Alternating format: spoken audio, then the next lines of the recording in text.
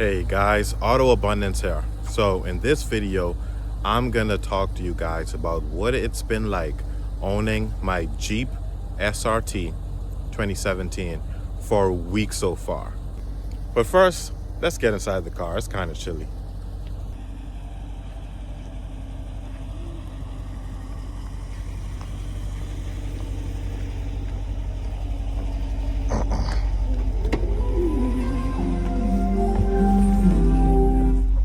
Okay, so first off, I want to warn you guys. If you are going to purchase this vehicle, please don't. I'd say it again. Please don't. Because you will be having way too much fun. All right, let me keep it real with you guys. It's been a week so far and I'm in love. Every time I hop in this car, I fall more and more in love with it. The sounds, the feel, there is nothing that is boring about this car within the full week of me owning it. And yes, you could say, oh, it's not been that long. But guys, I've owned many different cars, different performance cars.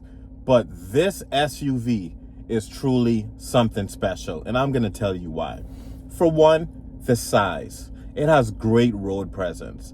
I live in Oregon, and during wintertime in Oregon, we have foggy days, we may have snow.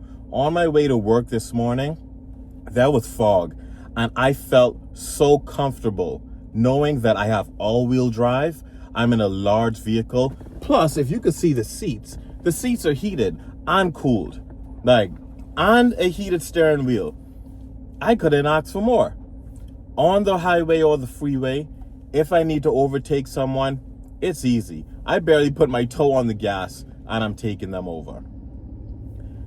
2, the gas mileage. For such a large vehicle, I expected to get worse gas mileage. Now, you don't get great gas mileage, but this vehicle has eco mode, which definitely helps. The cool thing about it is, whenever you're in eco mode, the vehicle actually switches from 8 cylinders to working on 4 cylinders, so you save some fuel compared to probably a Charger or a Challenger with the same motor. I'm not sure if they also have that feature because they're more of a dedicated sports car, aka muscle car, but this one definitely has it, and it's been so great. But whenever I want to get on it with a simple flip of a switch, or should I say turn of a knob, going from auto to sport or track mode, the engine wakes up. The transmission shifts. The steering gets stiffened and the suspension stiffens as well. And it is such a nice ride. The next thing, the compliments I get. Literally, me just existing. The other day, I pulled up to this lookout in Eugene, and the amount of people that came up and talked to me and told me they liked my car was ridiculous. I've literally had dudes drive past me, do down their window and compliment me on my car or SUV as they drive past. So you definitely get seen. And from far, you can tell it's not a normal Jeep, especially when they see the red Brembos. My SUV is black on black, as you can see, and it gives it a menacing look. And that is nothing to play with. Now, being a heavier vehicle, you would think that, oh yeah, 400 and something horsepower is not enough. But no, this vehicle gets up and goes, especially with the all-wheel drive. It doesn't skid the tires. It doesn't chirp the tires. All of that power is planted. And when you put the pedal down, you hear that V8 just waking up. I'm going to put a clip of me driving it so you guys can hear it right here.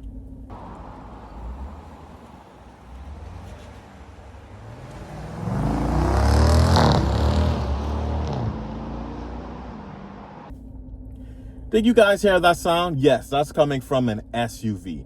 The next thing that I like, the size. Now, I have a 4-year-old son. My son not only loves the sound of this SUV, not only loves the size, but also he has a lot of space in the back. Now, this SUV came with televisions in the back of each seat. So whenever I want to do something and we're on a long drive, I could easily put a DVD player in and he can be entertained. It also has a sunroof that goes way in the back, so he can also get sunlight as well. The next thing I love so much about this Jeep is the sound system. I love music. In another life, I like to think that I'd be a musician, but unfortunately, I'm not that musically inclined. But because of the sound system that's in there, the Harman Kardon sound system, literally, guys, the sound is so refined. Now, I'm not going to say it's like Mercedes-Benz refined, because let's not get it twisted. It is a SUV and a Jeep, right? So it's a sport SUV. But for what it is, the sound is so good. The sub in the back isn't too loud. It doesn't overtake the sound. It sort of just accompanies the rest of the sound almost like a symphony, if I could say. Like, it is so awesome. And then it's the small things. You don't realize how comfortable a steering wheel could be until you have a comfortable steering wheel. Now, I mentioned I've had tons of different vehicles before, all different kinds of steering wheels. This one is heated, but also the shape of the steering wheel, the fact that it's so soft. And up here, they have these ridges where, it just fits so nice within your fingers. It helps so nice on long drives. Like, my hands do not get tired holding this steering wheel at all. But if you want to put it in manual mode and go do a track day, you also have the paddle shifters as well. Like, literally, I think this SUV is for people with families that still has that car guy in them. Like, I could pick up the kids, I could go grocery shopping, but also I have almost 500 horsepower under my hood. And when I pull off, you will hear it. Which is the next thing, the exhaust. Now, I have the stock SRT exhaust. I don't even have a cold air intake on it. But guys, the cold starts are like chef's kiss, impeccable. Literally, I will walk out of my house. It's cold outside, keep in mind. I'm from the Bahamas. I don't do cold.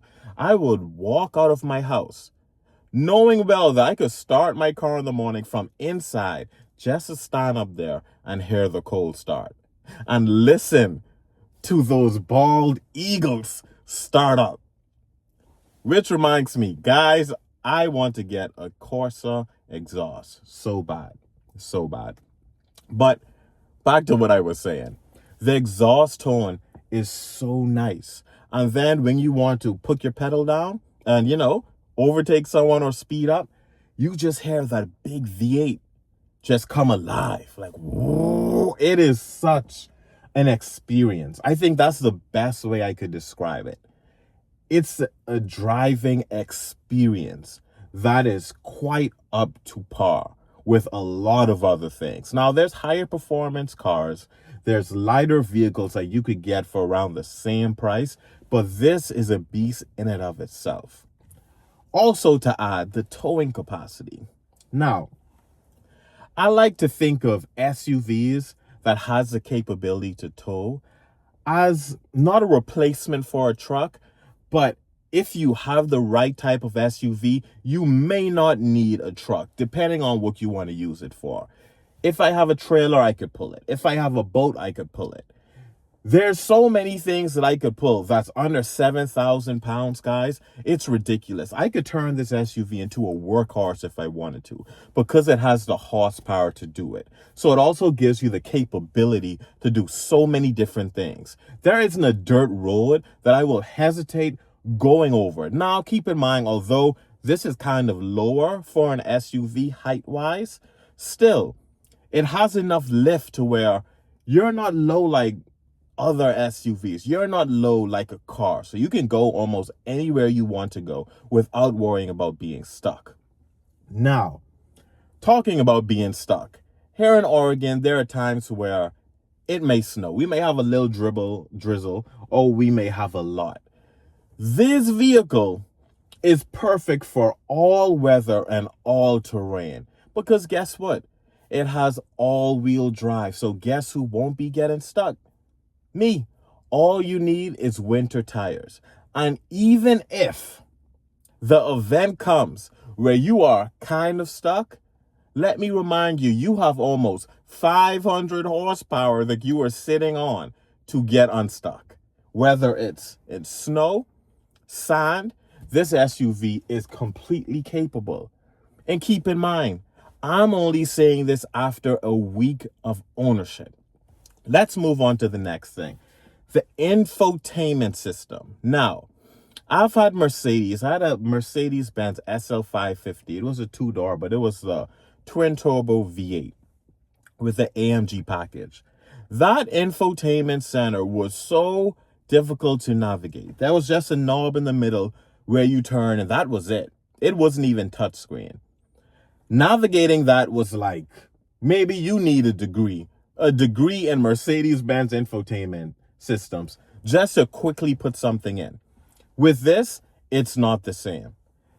The only knob that's down here is for your different sport modes like you want to go on, whether it's tow, snow, sport, or track mode. Everything is right here on the screen, and it's touch screen as well. But in the event that you don't want to touch your screen, but you want to access the climate controls, everything is down here as well. All of the basic things is down here as well. And that's something you really start to appreciate the more and more you're in your vehicle and you want to multitask and do something. But because the infotainment is so difficult, you can't effectively do it. The last thing that I love about this Jeep SRT is the look. Do you guys see how it looks? Like, even from this driver's seat, man, I'm looking down at a hood scoop. When it's cold, I can literally see the heat coming out of my hood scoop. And that's not just a hood scoop for looks, guys. It's functional. That big V8 has to breathe, and that hood scoop does its job.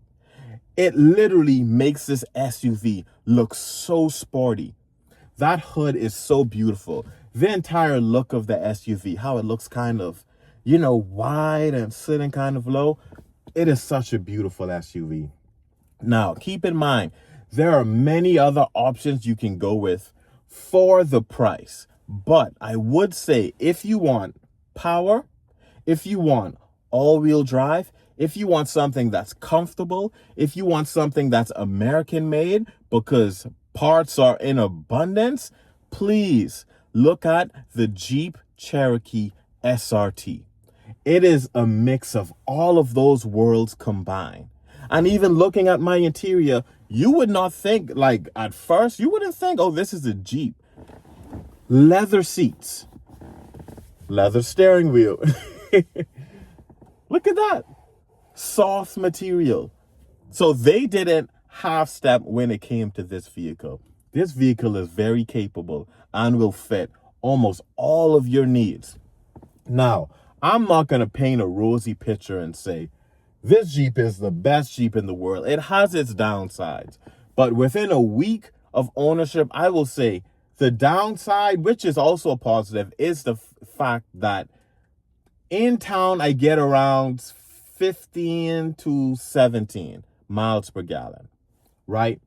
Now, for the size, that's not bad. But when you take into consideration all of the other vehicles you could get, like a Prius or a Tesla or something, you're going to be coughing up some money for gas, right? And it takes premium. That's especially if it's your daily and it's your only car. But I'm not going to lie to you guys. I don't even track the miles per gallon anymore. I just call it miles per gallon because every time I'm in this SUV, I have a smile on my face. Like literally, it is hard for me to be stressed at work or be upset about something once I sit in this car and I press that start button. Let me show you guys. It sounds like that every time. This is my review after 1 week of ownership. I'm in love. I haven't experienced any problems yet, and I hope that continues to go. I'm going to update you guys on my 6-month review of ownership and tell you guys what I think about the SUV by that time. But also, subscribe and like this video and subscribe to my channel, because I actually have a walk around of this Jeep SRT, which has a bunch of goodies. But also, I'm going to go through all of the features of the SUV and really break down what this SUV can do, all the capabilities, so that you guys can make an informed decision if you are looking to get a Jeep SRT. But until next time, this is Auto Abundance signing out. Peace.